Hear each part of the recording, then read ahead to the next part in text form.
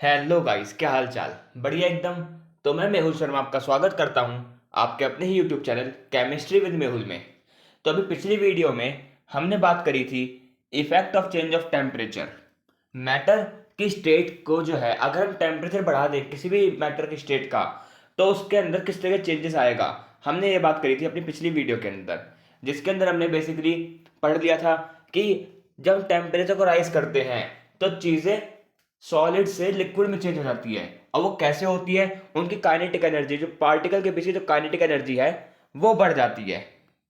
और जब kinetic energy बढ़ेगी तो क्या होता है, जो पार्टिकल्स है जो पास पास चिपके हुए हैं वो दूर दूर होने लग जाएंगे। वो दूर दूर होने लग जाएंगे और इसके कारण क्या हो जाएगा, इनकी स्टेट चेंज हो जाएगी। ये हमने अपनी पिछली वीडियो में पढ़ लिया था। हमने अपनी पिछली वीडियो में मेल्टिंग पॉइंट तक पढ़ लिया था। और आज हम चेंज ऑफ टेम्परेचर का लेक्चर नंबर 2 पढ़ने वाले हैं। तो चलिए शुरू करते हैं। देखिए, आज हम बात करेंगे effect of change of temperature का लेक्चर नंबर 2। ये हमारा एक लास्ट लेक्चर है हमारा चेंज ऑफ टेम्परेचर का। उसके बाद हम बात करेंगे चेंज ऑफ प्रेशर की अपनी अगली वीडियो के अंदर। तो देखिए, पिछली वीडियो में हमने लास्ट जो टॉपिक पढ़ा था वो हमारा मेल्टिंग पॉइंट था। और आज हम पढ़ेंगे फ्यूजन के बारे में। फ्यूजन क्या होता है? तो फ्यूजन की बात करें, the process of melting that is change of solid state into liquid. देखिए, सिंपल भाषा में क्या बोल रहा है, सिंपल भाषा में बोल रहा है कि कोई भी सॉलिड को जब हम टेम्परेचर राइज कर दें उसका, यानी कि जब उसको हीट कर दें तो वो किस में चेंज हो जाए, लिक्विड के अंदर। उसको, इस प्रोसेस को क्या बोलते हैं हम, फ्यूजन। देखिए क्या बोल रहा है ये, when solid is change into liquid by increasing in temperature, by increasing in temperature. Temperature को बढ़ाने के बाद जो सॉलिड है जब लिक्विड में चेंज हो जाए, इसी प्रोसेस को हम क्या बोलते हैं, फ्यूजन। जैसे कि हम यहाँ पे देख रहे हैं, जो बर्फ है, आइस, आइस किस स्टेट में होती है, सॉलिड स्टेट में। आइस को जैसे ही हमने हीट किया तो वो किस में चेंज हो गया, लिक्विड, यानी कि पानी के अंदर। किस में चेंज हो गया, पानी के अंदर। ठीक है, तो इसी प्रोसेस को क्या बोल रहे हैं हम, इसी प्रोसेस को बोलते हैं हम फ्यूजन। ठीक है जी। फिर देखिए, आपका एक और यहाँ पे पॉइंट आता है, बहुत इंपॉर्टेंट है ये तो। ये आपको बहुत ज़्यादा इंपॉर्टेंट है, लेटेंट हीट। देखिए, लेटेंट हीट का मतलब क्या होता है, पहले हम समझे लेटेंट का मतलब क्या होता है। लेटेंट का मतलब होता है हिडन। लेटेंट का मतलब क्या होता है, हिडन, यानी कि छिपी हुई हीट। लेटेंट हीट का मतलब क्या हो गया, छिपी हुई हीट। तो क्या होगा ये, the heat which is hidden in the particle of matter which cause change in temperature. देखिए इसका मतलब क्या है, इसको हम समझते हैं। देखिए, हमसे कहा कि एक ऐसी हीट जो कि पार्टिकल के बीच में छिपी हुई होती है। हम पार्टिकल बनाया अगर यहाँ पे, एक दो,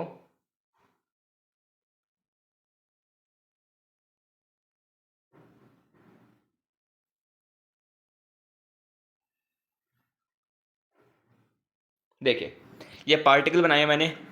अब इनके बीच में जो हीट है वो जब छिपी हुई होती है, मान लीजिए आपका पार्टिकल है, इसके बीच में यहाँ कहीं पे हीट जो है कुछ छिपी हुई होगी।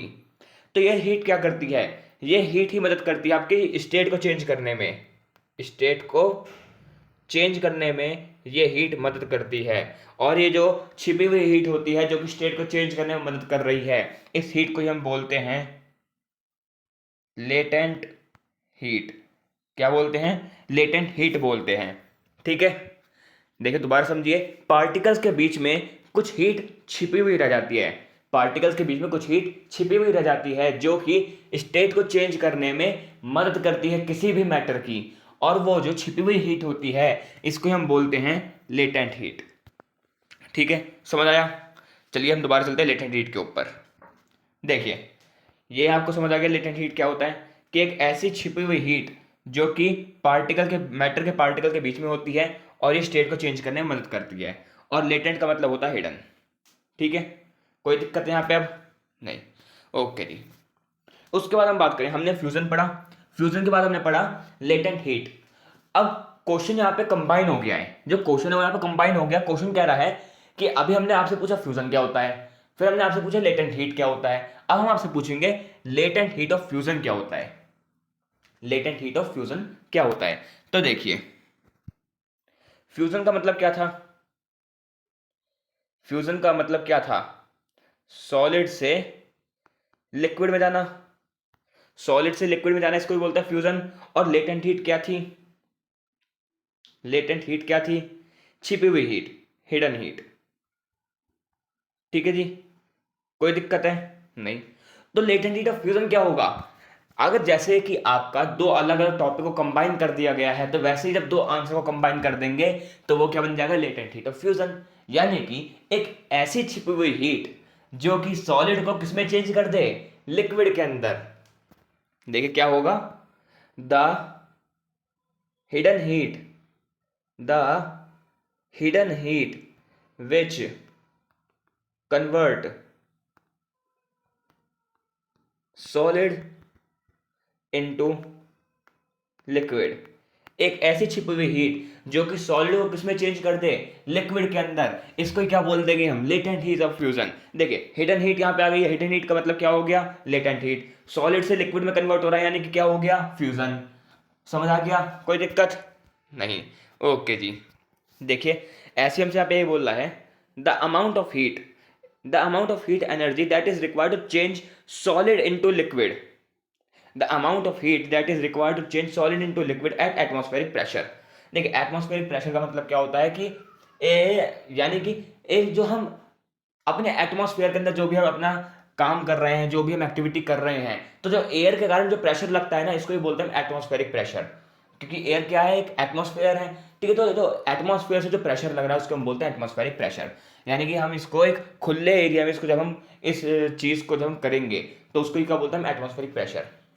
ठीक है, तो एक ऐसी अमाउंट ऑफ हीट जो कि सॉलिड को किसमें चेंज कर दे? लिक्विड के अंदर, उसको हम क्या बोलते हैं? Latent heat of fusion. ठीक है, उसके बाद आपका एक पॉइंट आता है बॉइलिंग पॉइंट। हमने पिछली वीडियो में बात करी थी मेल्टिंग पॉइंट की, आज हम बात करेंगे बॉइलिंग पॉइंट की। तो देखिए बॉइलिंग पॉइंट क्या होता है? बॉइल आप समझते हैं क्या होता है? बॉइल का मतलब क्या होता है? उबलना। बॉइल का मतलब उबलना। अच्छा, जब कोई चीज उबलेगी तो क्या होगा? जब हम पानी को उबालते हैं तो क्या होता है? उसमें बुलबुले फूटते हैं। अच्छा, बहुत बढ़िया। और क्या होता है? और ये होता है कि जो पानी है वो भाप बन के ऊपर की ओर जाता है। पानी भाप बन के ऊपर की ओर जाता है, यही होता है। अच्छा, जब पानी भाप बन के ऊपर की ओर जा रहा है, इस प्रोसेस को क्या बोलते हैं हम? इवेपोरेशन। क्या बोलते हैं? इवेपोरेशन बोलते हैं। ठीक है, तो देखिए द टेम्परेचर, एक second, the temperature at which liquid start changing it's state toward gas. एक ऐसा टेम्परेचर जिसमें लिक्विड अपनी स्टेट किसमें चेंज करने लग जाए? गैस के अंदर। Liquid change it's state toward gas. Liquid अपनी स्टेट किसकी तरफ चेंज कर रहा है? गैस की तरफ। इस प्रोसेस को क्या बोल रहे हैं? Boiling point. यहां ऐसे ही बोल सकते हैं the temperature at which liquid start boiling. एक ऐसा टेम्परेचर जिसमें लिक्विड बॉइल होना शुरू हो जाए, उबलना शुरू हो जाए, उसको क्या बोलते हैं हम? Boiling point. ठीक है, आप दोनों में से कोई सी भी आप डेफिनेशन लिख सकते हैं। ठीक है, एक ऐसा टेम्परेचर जिसमें लिक्विड किसमें चेंज होने लग जाए? गैस के अंदर, उसको बोलते हैं बॉइलिंग पॉइंट। या फिर एक ऐसा टेम्परेचर जिसमें लिक्विड बॉइल होने लग जाए, उसको हम बोलते हैं बॉइलिंग पॉइंट। ठीक है, कोई दिक्कत है यहाँ पे? ओके जी। अच्छा, जैसे बात करी थी बॉइलिंग पॉइंट क्या है? एक तरीके से इवेपोरेशन यानी वेपराइजेशन। तो अब हम बात करें लेटेंट हीट ऑफ वेपराइजेशन क्या होता है? लेटेंट हीट ऑफ वेपराइजेशन, तो लेटेंट हीट ऑफ वेपराइजेशन क्या होगा? एक ऐसी हीट, मतलब कि हम बात करें the heat energy required to change liquid into gas, the amount of heat required the amount of heat that is required to change liquid into gas. ठीक है जी, एक ऐसी हीट जिससे लिक्विड किस में चेंज हो जाए? गैस के अंदर, उसको बोलते हैं हम latent heat of vaporisation. Same to same latent heat of fusion वाला इसमें टॉपिक लगा है। कोई दिक्कत है इसमें? नहीं जी, पक्की बात? ओके जी। उसके बाद हम बात करें सब्लिमेशन। देखिए सब्लिमेशन क्या होता है? सब्लिमेशन क्या होता है? द चेंज विच, नहीं माफ करिए, the change when solid is directly change into gas. एक ऐसा चेंज जिसमें सॉलिड डायरेक्ट किसमें चेंज हो जाए? गैस के अंदर, इसको बोलते हैं हम क्या चीज? सब्लिमेशन। सॉलिड डायरेक्ट गैस के अंदर कैसे चेंज हो सकता है? सॉलिड पहले लिक्विड में चेंज होगा और लिक्विड फिर गैस में चेंज होगा। हमने तो अभी यही पढ़ा है। ठीक है, जैसे बर्फ है, बर्फ पानी में चेंज होता है, पानी फिर गैस में चेंज होता है। पर ऐसा भी क्या हो सकता है कि जो अपना सॉलिड है वो बिना लिक्विड में चेंज हुए डायरेक्ट किस में जा रहा है? गैस के अंदर। Is it possible? बिल्कुल। जैसे कि हम बात करें कैम्फर, कैम्फर बोले तो कपूर।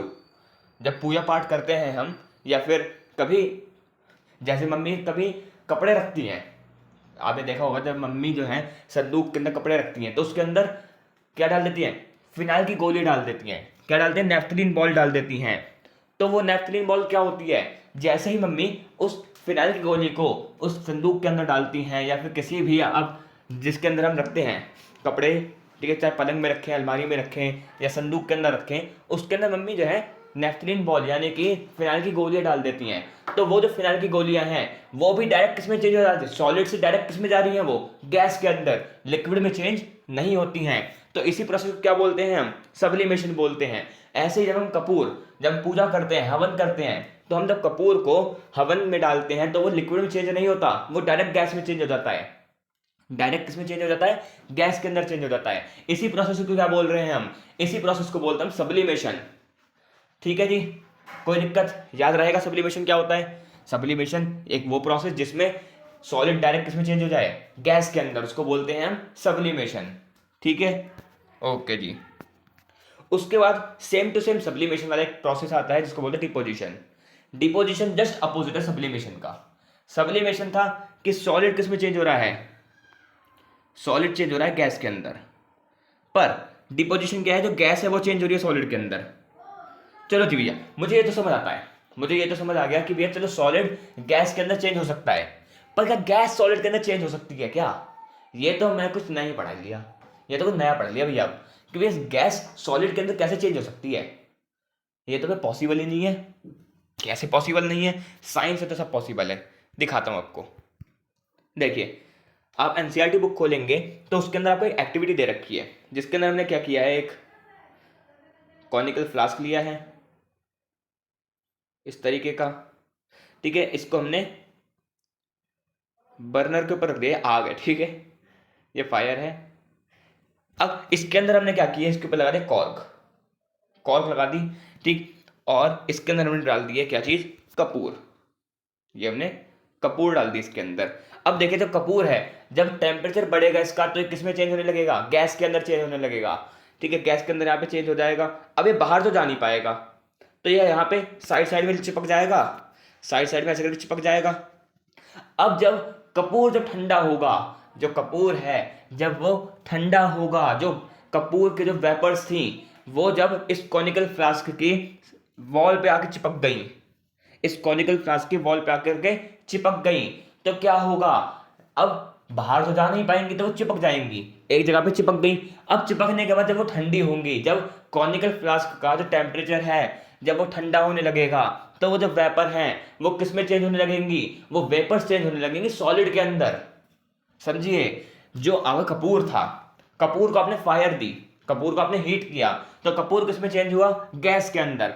और जैसे वो गैस कॉनिकल फ्लास्क के वॉल पे आके चिपक गई, और जैसे कॉनिकल फ्लास्क का टेम्परेचर डाउन हुआ, तो वो जो वेपर्स थी, वो जो कपूर की कैम्फर की जो वेपर्स थी वो किस में चेंज हो जाएंगी, दोबारा से सॉलिड के अंदर। ठीक है, और इसी प्रोसेस को क्या बोल रहे हैं हम, डिपोजिशन। इसी प्रोसेस को क्या बोल रहे हैं हम, डिपोजिशन। तो डिपोजिशन क्या है, डिपोजिशन एक प्रोसेस है जिसके अंदर जो गैस है वो डायरेक्टली चेंज हो रही है किसमें, सॉलिड के अंदर। ठीक है जी, कोई दिक्कत परेशानी, ओके जी। अब देखिए, अब आज का और इस लेक्चर का last topic, change in temperature का लास्ट टॉपिक आज हम पढ़ने वाले हैं, जिसका बहुत ही इंपॉर्टेंट रोल रहा है हमारी केमिस्ट्री के अंदर, conversion of degree Celsius into kelvin. Degree Celsius को केल्विन में कैसे चेंज करेंगे, या केल्विन को डिग्री सेल्सियस में कैसे चेंज करेंगे, इसके ऊपर काफी सारे क्वेश्चन पूछे जाते हैं एग्जाम के अंदर।